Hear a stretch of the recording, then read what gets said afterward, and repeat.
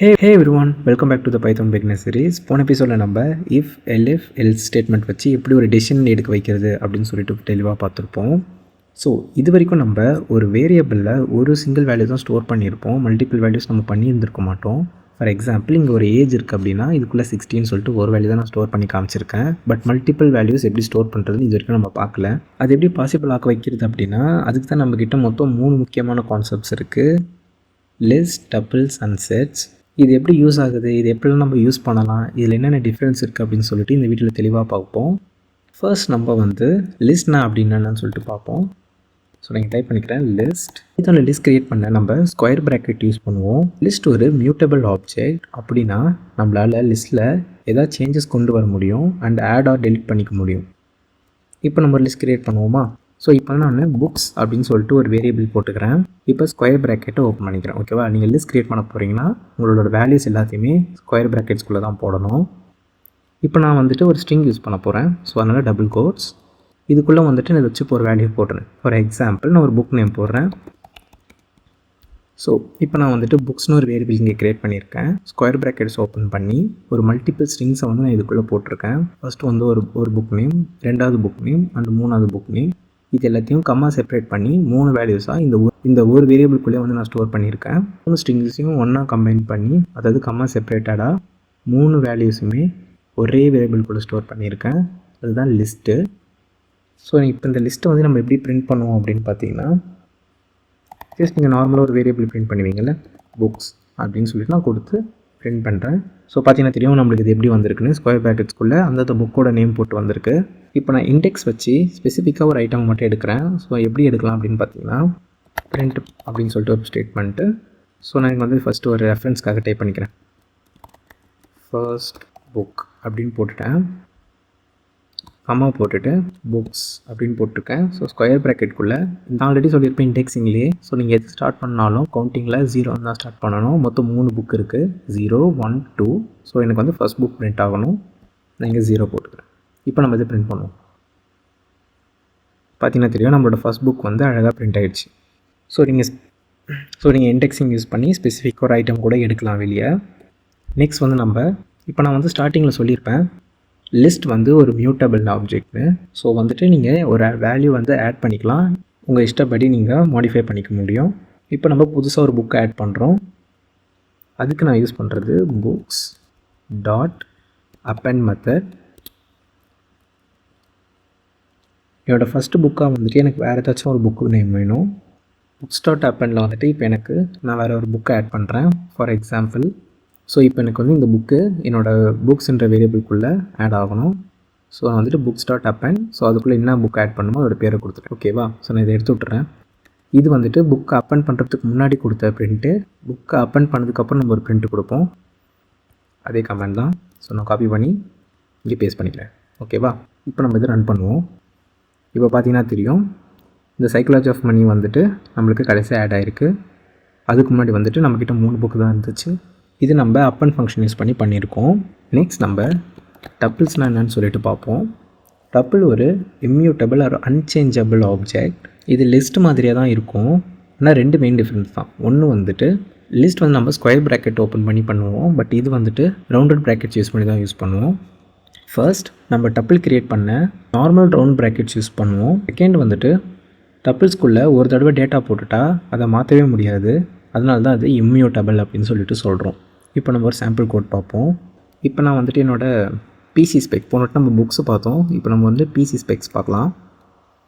PC specs ஓகேவா? So இதுக்குள்ளே நான் என்ன செய்கிறேன் அப்படின்னா என்னோடய PC_specs அப்படின்னு சொல்லிட்டு நான் ஒன்று போட்டுக்கிறேன்.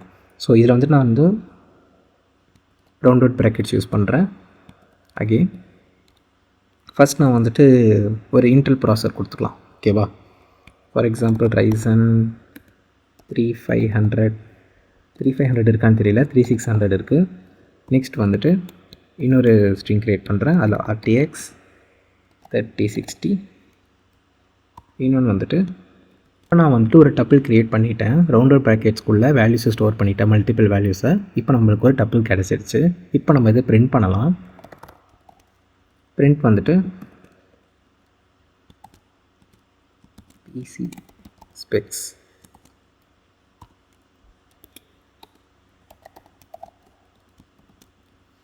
இப்போ இது நான் பிரிண்ட் பண்ண அப்படின்னா என்னோடய பிசி ஸ்பெக்ஸ் ஃபுல்லாகவே வரும். பட் எனக்கு இங்கே வந்து என்னோடய ஜிபியூ மட்டும் பிரிண்ட் ஆகணும். ஸோ அதுக்கு நான் என்ன செய்கிறேன்னு பார்த்தீங்கன்னா ஜிபியூ கமா இப்போ வந்துட்டு PC_specs இதில் வந்துட்டு ஃபஸ்ட்டு அதாவது 0 1 ஓகேவா. ஸோ இந்த 1 எனக்கு பிரிண்ட் ஆகணும். இப்போ நம்ம இது பிரிண்ட் பண்ணி பார்ப்போம். பார்த்தீங்கன்னா தெரியும் சூப்பராக பிரிண்ட் ஆகிடுச்சு. ஸோ என்னோடய பிசி ஸ்பெக்ஸ் எல்லாமே லிஸ்ட் அவுட் ஆகிடுச்சு. அண்ட் வந்துட்டு என்னோடய ஜிபியூன்னு RTX 3060 ஸோ அதுவும் வந்துடுச்சு. இதுதான் ஒரு டப்பிளோட யூஸ் கேஸு. இப்போ உங்களுக்கு ஒரு டவுட் வரலாம், லிஸ்ட்லேயே எல்லாமே பண்ண முடியும் போது எதுக்கு டப்பிள்ஸ்? சில டேட்டா ப்ரோக்ராம் ரன் ஆகும்போது ஆக்சிடெண்ட்டாக கூட சேஞ்ச் ஆகிடக்கூடாது.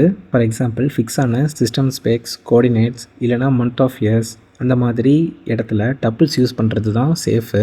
ஏதாச்சும் ஒரு சின்ன வேல்யூ சேஞ்ச் இல்லைனா நீங்கள் ஒரு கமர்ஷியல் லெவலில் ப்ராடக்ட் டெவலப் பண்ணும்போது இந்தமாரி வேல்யூவில் மிஸ்மேட்ச் ஆச்சுன்னா அது ஒரு பெரிய பிரச்சனையை க்ரியேட் பண்ணும். ஸோ அதனால தான் நம்ம டப்பிள்ஸ் யூஸ் பண்ணுறோம். இதனால் எந்த ஒரு வேல்யூவும் சேஞ்ச் ஆகாது. நீங்கள் கொடுத்த இன்புட் அப்படியே இருக்கும். யாராச்சும் மாற்ற நினச்சாலும் அது மாறாது. ஸோ அதுக்கு தான் நம்ம டப்பிள்ஸ் யூஸ் பண்ணுறோம். உங்கள் யூஸ் கேஸில் நீங்கள் வேல்யூ சேஞ்ச் பண்ண போகிறீங்க அப்படின்னா லிஸ்ட்டு யூஸ் பண்ணிக்கோங்க. ரெண்டுமே ஓரளவுக்கு சேம் யூஸ் கேஸஸ் தான். பட் டிஃப்ரென்ஸ் என்னென்னு பார்த்தீங்கன்னா இதில் வேல்யூ சேஞ்ச் பண்ண முடியாது, இதில் வேல்யூ சேஞ்ச் பண்ண முடியும். இதில் நம்ம ஸ்கொயர் ப்ராக்கெட் யூஸ் பண்ணுவோம், இதில் நம்ம ரவுண்டட் ப்ராக்கெட் யூஸ் பண்ணுவோம். அவ்வளோதான் டிஃப்ரென்ஸ். நெக்ஸ்ட் நம்ம செட்ஸ்னால் என்னென்னு பார்ப்போம். செட்ஸ் க்ரியேட் பண்ண நம்ம கர்லி பிரேசஸ் யூஸ் பண்ணுவோம். செட்டோட சூப்பர் பவர் என்னென்னா இதில் டூப்ளிகேட்ஸ் அலோவ் பண்ணுது. அண்ட் இது அன்ஆர்டர்ட், அதாவது இண்டெக்ஸ் வச்சு எடுக்க முடியாது. ஆர்டர் மாறி மாறி தான் வரும். இப்போ நம்ம ஒரு செட் க்ரியேட் பண்ணுவோம்.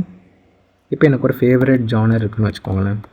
என்னோடய ஃபேவரட் ஜானர்னு ஒரு வேரியபிள் க்ரியேட் பண்ணிக்கிறேன். ஸோ நான் இப்போ கர்லி பிரேசஸ் ஓப்பன் பண்ணிக்கிறோம். ஓகேவா. ஸோ நான் இதுக்குள்ளே வந்துட்டு ஒரு ஸ்ட்ரிங் போடுறேன், sci-fi. அது எனக்கு ஒரு பிடிச்ச ஜானர். நெக்ஸ்ட் வந்துட்டு ஃபேண்டசி sci-fiன்னு கொடுக்குறேன். ஆல்ரெடி கொடுத்துருப்பேன், பட் எதுக்கு கொடுக்குறேன்னு உங்களுக்கு சொல்கிறேன். இப்போ நம்ம இதை வந்து பிரிண்ட் பண்ணுவோம். ஒரு ஸ்ட்ரிங் க்ரியேட் பண்ணிவிட்டு ஜானர் ஃபேவரட் ஜானர். ஓகேவா. ஸோ இப்போ இந்த செட்டை நம்ம பிரிண்ட் பண்ணுவோம். இப்போ நீங்கள் ஒரு விஷயத்தை நோட் பண்ணியிருப்பீங்க, எல்லாமே பக்கா ஆர்டராக வந்திருக்கு. அண்ட் நம்ம வந்துட்டு ஒரு டூப்ளிகேட் வேல்யூ இங்கே டைப் பண்ணியிருக்கோம், பட் அது இங்கே வந்து லிஸ்ட் அவுட் ஆகலை. ஸோ அதுதான் செட்டோட யூஸ் கேஸ். அது வந்து டூப்ளிகேட்டை அலோவ் பண்ணாது. அண்ட் வந்து நம்மளுக்கு அது ஆர்டர் மாறி தான் வரும். ஓகேவா.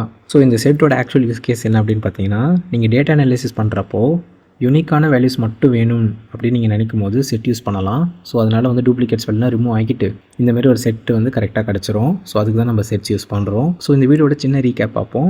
லிஸ்ட்னால் ஆர்டர்டாக இருக்கும், சேஞ்ச் பண்ணலாம், டூப்ளிகேட்ஸ் அலோவ் பண்ணும். டப்பிள்ஸ்னால் ஆர்டர்டாக இருக்கும், சேஞ்ச் பண்ண முடியாது, டூப்ளிகேட்ஸ் அலோவ் பண்ணும். செட்ஸ்னால் ஆர்டராக இருக்காது, சேஞ்ச் பண்ணலாம், டூப்ளிகேட்ஸ் அலோவ் பண்ணாது. ஸோ இதுதான் வந்துட்டு லிஸ்ட், டப்பிள்ஸ் அண்ட் செட்ஸுக்குள்ள டிஃப்ரென்ஸ். ஹோப் இந்த வீடியோ உங்களுக்கு யூஸ்ஃபுல்லாக இருந்திருக்கும்னு நினைக்கிறேன். ஸோ இந்த லிஸ்ட்ஸ், டப்பிள்ஸ் இது வரைக்கும் முன்னாடி பார்த்த எல்லா டாபிக்ஸையும் ஒன்றா சேர்த்து நம்ம ஒரு மினி ப்ராஜெக்ட்ஸ் இல்லைனா அப்கமிங் வீடியோஸில் சின்ன சின்ன இடத்துல யூஸ் பண்ணுவோம். ஸோ வந்து உங்களுக்கு இன்னும் கான்செப்டில் ஸ்ட்ராங் ஆகும். அது வரைக்கும் இந்த சாதாரண எக்ஸாம்பிள்ஸ் மட்டும் நீங்கள் ப்ராக்டிஸ் பண்ணிகிட்டே இருங்க. ஸோ வந்து உங்களுக்கு இந்த கான்செப்ட் ரொம்ப ஸ்ட்ராங் ஆகிடும். அடுத்த எபிசோடில் நம்ம பைத்தனோட for loop and while loop பற்றி தெளிவாக பார்க்க போகிறோம்.